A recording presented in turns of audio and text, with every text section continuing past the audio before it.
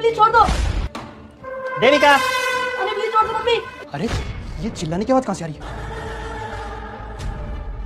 कोई भी काम ढंग से नहीं करता ना।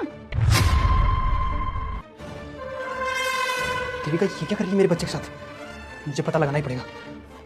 देविका, ये तो मोनू की आवाज है, पर मोनू तो 3-4 महीने बाद आने वाला था, अचानक कैसे आ गया?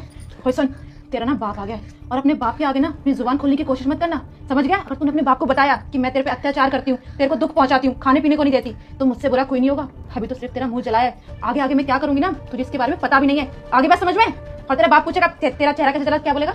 मम्मी मैं बोलूंगी मैं कुछ बना रहा था और मैं जल गया। ठीक है, चला जा।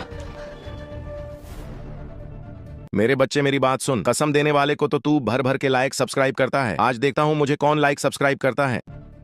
अरे मोनू तुम तो 3 महीने बाद आने वाले थे ना। देविका तुम ये सब छोड़ो कि मैं जल्दी क्यों आया हूँ। तो मुझे ये बताओ कि घर में चिल्लाने की आवाज कहाँ से आ रही थी? क्या चल रहा है आखिर इस घर में? चिल्लाने अब मोनू हुआ ये था कि मैं ना नहाने गई हुई थी, तभी नैतिक की इतनी जोर से चिल्लाने की आवाज आई, मैं तो घबरा गई और जब मैंने किचन में जाके देखा तो इसने अपना चेहरा जला लिया। मैं बस इसे दवाई लगाने जा रही थी, इतने में तुम आ गए। इसका चेहरा? तुम्हें जरा भी इसकी फिक्र नहीं है क्या? ये देखो तुमने इसके चेहरे के साथ क्या करवा दिया।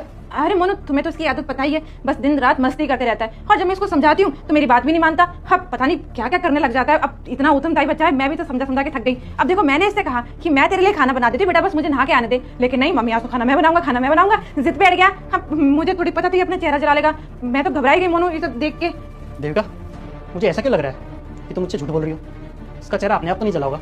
मोनू तुम मुझ पे शक कर रहे हो, अपनी बीवी पे शक कर रहे हो, ठीक है कोई बात नहीं। अगर तुम्हें मेरी बात पे यकीन नहीं है तो अपने बेटे की बात पर यकीन आएगा ना। तुम चाहे उससे पूछ लो, बता बेटा मैंने तेरा चेहरा जलाया? नहीं मम्मी नहीं लाया, मैंने खुद जल गया। सुन लिया ना, अब तो तुम्हें यकीन आया होगा। माना कि मैं उसकी सौतेली माँ हूं, पर मैंने इसे सगी माँ से भी ज्यादा प्यार किया है, लेकिन आज जो तुमने कहा ना मोनू, इसको सुन के मुझे बहुत दुख हुआ। देख बेटा तुझे ना किसी से घबराने की जरूरत नहीं है। यहाँ जो कुछ भी हो रहा है ना तो मुझे सच सच बता। इधर पापा आपका शक एकदम सही है, मम्मी मुझे रोज पसंद करती है और घर का हर काम कराती है। आज इन्हें मुझे पोस्ट लगाने के लिए कहा था, मैंने मना कर दिया तो मम्मी ने मेरा मुंह जला दिया। मोनू ये सरासर झूठ बोल रहा है, इसकी बात पर बिल्कुल भी यकीन मत करना। अरे मैं इसे जरा सा क्या डांट दूं तो इसको लगता है कि मैं इसकी सौतेली माँ हूं, मैं इसे प्यार नहीं करती, मैं इसे बहुत प्यार करती हूँ। शायद ये चाहता है कि मैं तुम्हारी जिंदगी से चले जाऊँ, इसलिए ये सब कुछ झूठ का ही ड्रामा कर रहा है ये। अरे बस करो, और कितना झूठ बोलोगी तुम?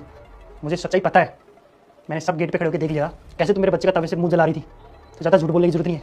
तुम्हें जरा शर्म नहीं आई? और एक बात बताओ, मैं मानता हूँ तुम इसकी सौतेली माँ हो, पर माँ तो हो ना, फिर भी तुमने इसका इतना बुरा हाल कर रखा है। अरे देखो इसका चेहरा, तुमने कितना चेहरा जला दिया इसका। कोई माँ अपने बच्चे के साथ ऐसा करती है क्या? पर वो किसी ने कहा है ना, एक सौतेली माँ हमेशा सौतेली होती है, वो कभी सगी माँ नहीं बन सकती।